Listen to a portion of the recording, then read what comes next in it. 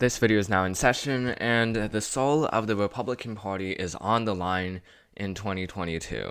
This is the election where we will see Republicans go against each other on ideological fronts, especially in the U.S. Senate, more so than the U.S. House of Representatives. So when it comes to these races, the U.S. Senate has long been a place for more moderate lawmakers, for more moderate senators who are looking to create compromise because of how the filibuster works. Because you need 60 votes, more times than not, you will have to work with each other in order to create something meaningful. Instead of the House, where in the House it's just all systems go and go as quickly as you can. As Paul Ryan says, the House is like rugby and the Senate is like golf. So when it comes to the Senate, it has been like golf, and it has been more slow moving and slow paced, as the founding fathers intended it to be. But there are a lot of Republicans who are running in open Senate races that could change that dynamic and make the Senate more similar to how the House works, to a rugby match. So there are multiple examples of this, but we can look at Alaska, Missouri, even Iowa, and then Ohio, Pennsylvania, North Carolina, and as well as Alabama. All of these races, and Georgia. All of these races all have Trump influences, and all of these races have more moderate influences ingrained to those Republican primaries. And the reason why it's such a the reason why it's a battle for the soul of the Republican Party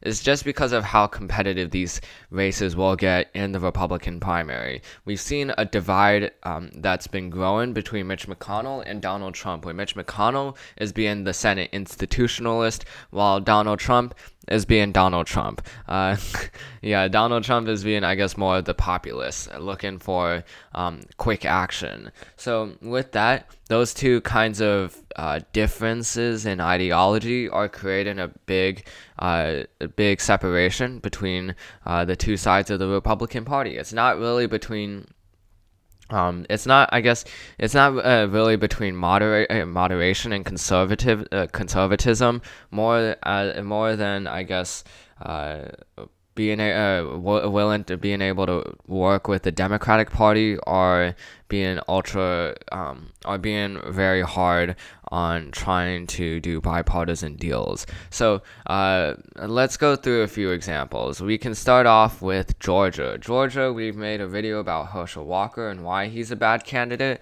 but Herschel Walker came into this race as a Trump candidate, as a person who would back what Trump wants to do, and that is why he has the endorsement of Donald Trump. Meanwhile, the main competitor to Herschel Walker is Gary Black. Gary Black represents not quite the more moderate side, but the side that's more willing to work on the inside of Washington in order to get stuff done. So he has the backing of the former governor of Georgia, and left or right politics. So those are the two main candidates, and when it comes to this race, Donald Trump has already stated his support for Herschel Walker. Mitch McConnell, publicly speaking, has not stated his support for either of these two candidates, but he has stated his resentment in private against Herschel Walker. So, with that, Herschel Walker and Gary Black, that's an example of Trump politics versus more McConnell politics. Missouri is another example where you have the incumbent, Roy Blunt,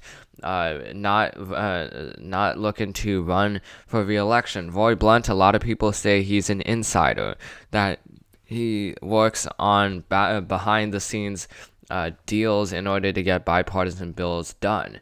So now he is being replaced, and the top contender at this moment is Eric Greitens. Eric Greitens was the former governor of Missouri before he had to resign for blackmailing and sex scandals, and as a result, he lost. He was not eligible. Well, he is still I should rather say that Eric Greitens doesn't currently hold an office, but he is the frontrunner because he is so much like a Trump candidate. He has the backing of Trump surrogates, and with that, Eric Greitens is campaigning on Trump politics. He is saying that he does not agree with the infrastructure bill that Roy Blunt worked to pass during his time in the U.S. Senate. So Eric Greitens is unlikely to get those kinds of bills that are bipartisan bills passed, even with issues related to infrastructure. And infrastructure, by the way,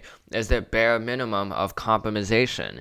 Infrastructure is one of the most bipartisan things in the United States. So if Eric Greitens is not in favor of doing bipartisan bills on infrastructure, then at that point there's really not much bipartisanship you can get out of Eric Greitens. So that's just another example. We have more examples like Rob Portman in Ohio being like Roy Blunt, but then having Republican candidates trying to replace them, being more like a Trump candidate. J.D. Vance used to go against Trump. Now he is trying to be the Trump candidate. Josh Mandel, same thing. Jane Tinkham, same thing. They're all trying to be Trump candidates. And then you can also see in North Carolina, Ted Budd and Mark Walker and Pat McCrory, all of these candidates have condemned the incumbent Senator Richard Burr in terms of his action of convicting Donald Trump in the 2021 conviction trials.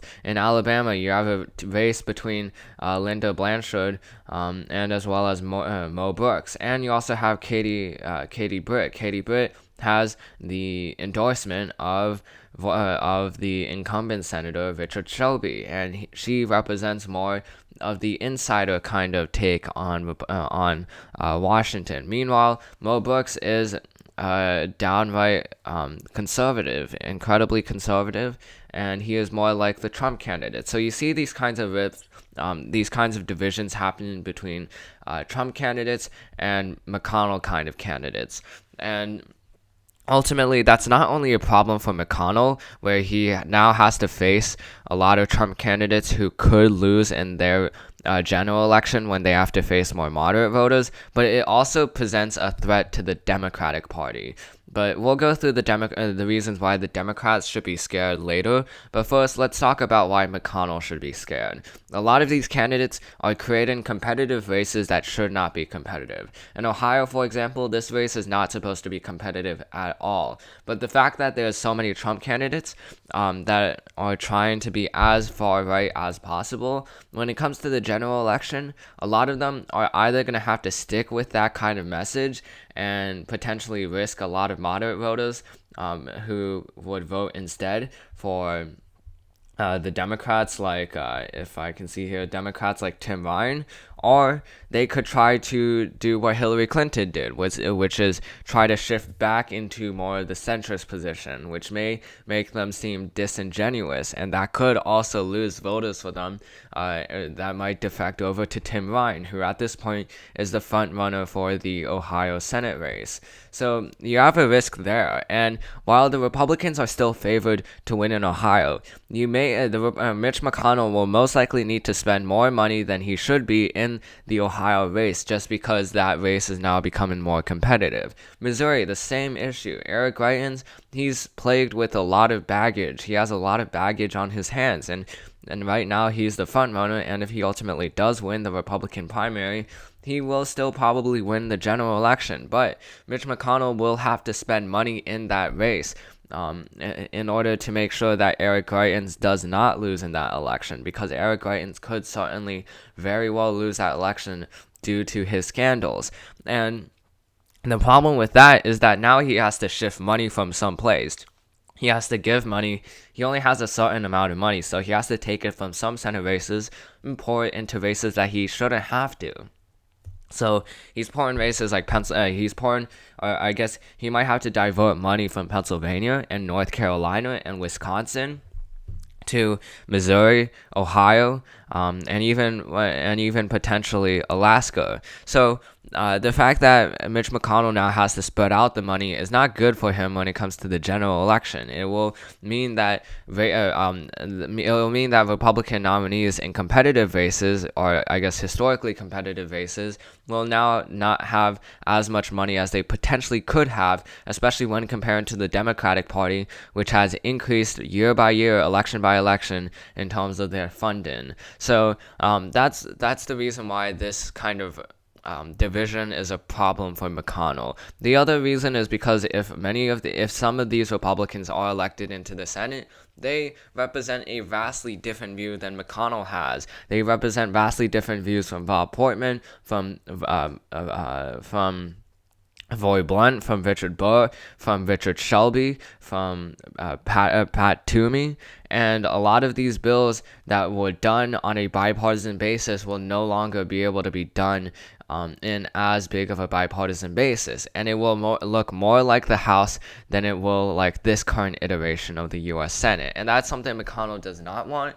And that's something that McConnell has seen in the U.S. House of Representatives, and he has seen a division between moderation and as well as conservatism, or I guess Tea Party conservatism, impact in how bills are passed.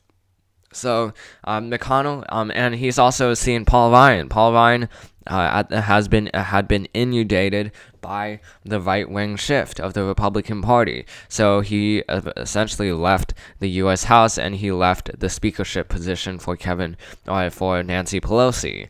But it's not only a problem for the Republican Party, it's a problem for the Democratic Party because because when it comes to their majority, ultimately the filibuster at this point doesn't seem like it's going to be removed. For the filibuster to be removed, Chuck Schumer needs at least 2 additional Democrats who are willing to bust the filibuster, and that's not even accounting for the fact that that Chuck Schumer would have to keep the current Senate seats that he already has. So that's a very high task to do, and it's kind of as high of a task as in 2020, and we saw how 2020 essentially was let down for the Democratic Party. So assuming that the same thing happens in 2022, then Chuck Schumer will not have the votes he needs to break the filibuster, which means he will still have to do bipartisan deals somewhat similar to infrastructure. And when you have a lot of these Trump Republicans who are not willing